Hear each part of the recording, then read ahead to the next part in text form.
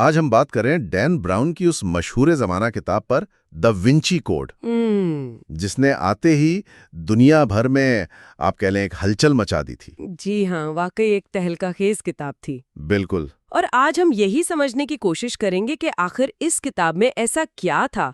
ہم اس کی کہانی دیکھیں گے، کردار، وہ چھپے ہوئے پیغامات، ہاں، وہ کوڈز وغیرہ۔ جی، اور ثقافتی اثرات، اور ہاں وہ تنازعات بھی جنہوں نے اسے ہر وقت گھیرے رکھا۔ مقصد یہ جاننا ہے کہ ابھی اتنی مقبول کیوں ہوئی۔ تو آئیے شروع کرتے ہیں۔ کہانی کا آغاز ہی کتنا ڈرامائی ہے۔ پیرس کا مشہور لوور میوزیم، بالکل۔ رات کا وقت اور میوزیم کے کیوریٹر کی ایک پراسرار موت، اور لاش بھی ایک عجیب حالت میں پڑی ملتی ہے نا؟ جی بالکل، لیونارڈو ڈا ونچی کی وہ تصویر وٹرووین مین، ہاں، اس کے پوز میں، اور ساتھ میں ایک خفیہ پیغام بھی چھوڑا جاتا ہے۔ یہیں سے قاری جو ہے وہ کہانی کی گرفت میں آ جاتا ہے۔ بالکل بالکل، یہی اس کی تعتی آپ کہہ لیں خوبی ہے۔ یہ ایک تیز رفتار، سنسنی خیز کہانی ہے جو آرٹ، تاریخ، مذہب اور خفیہ کوڈز کو بڑے دلچسپ انداز میں جوڑتی ہے۔ اور کہانی کا مرکز کون ہے؟ کہانی گھومتی ہے ہارورڈ کے پروفیسر رابرٹ لینگڈن کے گرد۔ وہ سمبلز یعنی علامات کے ماہر ہیں۔ اچھا۔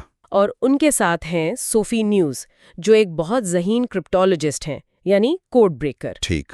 اور یہ دونوں مل کر صدیوں پرانے ایک راز کو اس کی تہہ تک پہنچنے کی کوشش کرتے ہیں۔ اور وہ راز کوئی معمولی راز تو نہیں ہے، یعنی ہولی گریل کا اصل مطلب؟ جی ہاں۔ کتاب تو یہ کہتی ہے کہ ہولی گریل شاید کوئی پیالہ ویالہ نہیں؟ نہیں، بالکل نہیں، بلکہ میری میگڈلن خود تھیں۔ اچھا۔ اور ان کا تعلق حضرت عیسیٰ سے تھا۔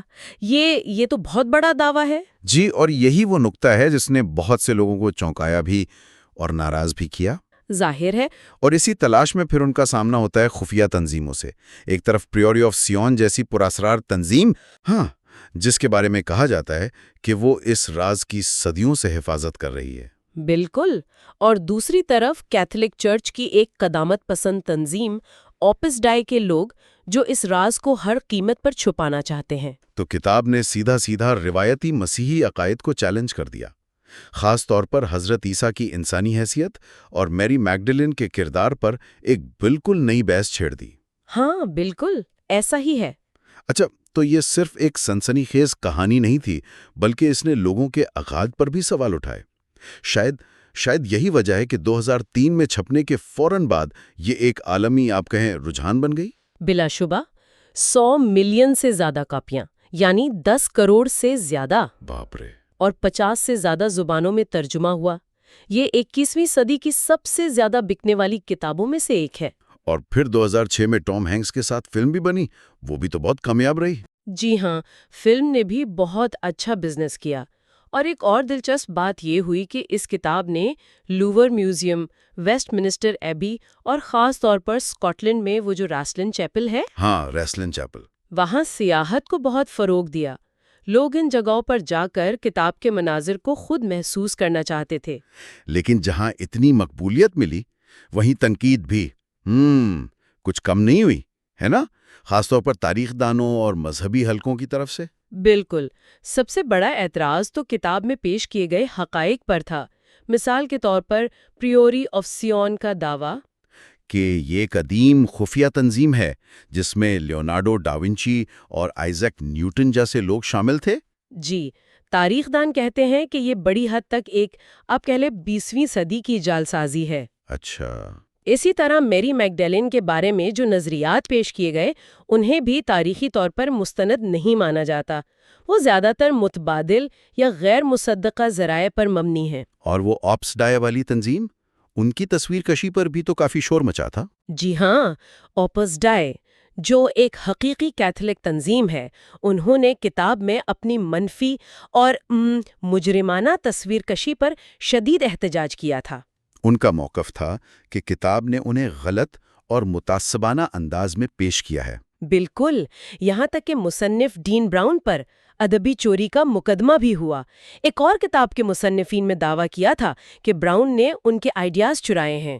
اوہ، پھر کیا ہوا؟ وہ مقدمہ عدالت نے خارج کر دیا، لیکن تنازعات تو چلتے رہے۔ یعنی ایک طرف تو یہ کتاب لوگوں کو اپنی گرفت میں لے رہی تھی، دوسری طرف علمی اور مذہبی حلقوں میں ایک بے چینی بھی پھیلا رہی تھی۔ اس کی لکھائی کے انداز کے بارے میں کیا کہیں گے؟ کیا وہی اس کی کامیابی کا اصل راز تھا؟ دیکھیں، ڈین براؤن کا لکھنے کا انداز بہت آپ کہہ لیں گرفت میں لینے والا ہے۔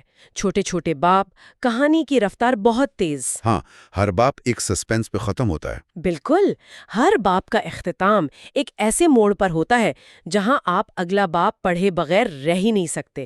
یہ قاری کو باندھے رکھتا ہے۔ صحیح۔ البتہ کچھ نقاد یہ ضرور کہتے ہیں کہ کردار نگاری اور مکالمے وہ شاید اتنے گہرے نہیں ہیں، تھوڑے سطحی ہیں۔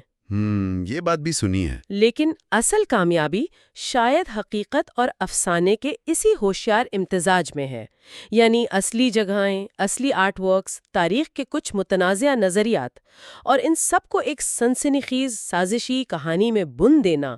یہ فارمولا بہت کامیاب رہا۔ تو یہ کہنا غلط نہیں ہوگا کہ تاریخی طور پر چاہے اس میں کتنی ہی آپ کہہ لیں غلطیاں ہوں یا کرداروں میں گہرائی کی کمی محسوس ہو، دا ونچی کوڈ نے لاکھوں کروڑوں قارئینوں کو اپنے سحر میں جکڑا، اور جو مسٹری تھرلر کی صنف ہے اس پر ایک گہرا انمٹ نقش چھوڑا۔ بالکل، اور یہ ہمیں ایک بڑے دلچسپ سوال پر سوچنے پر مجبور کرتا ہے وہ کیا؟ کہ کیا فکشن یعنی افسانہ نگاری، چاہے وہ تاریخی حقائق سے کتنا ہی ہٹ کر کیوں نہ ہو، کبھی کبھی ٹھوس علمی تحقیق سے زیادہ طاقتور طریقے سے تاریخ اور مذہب کے بارے میں عوامی سوچ کو تشکیل دے سکتا ہے؟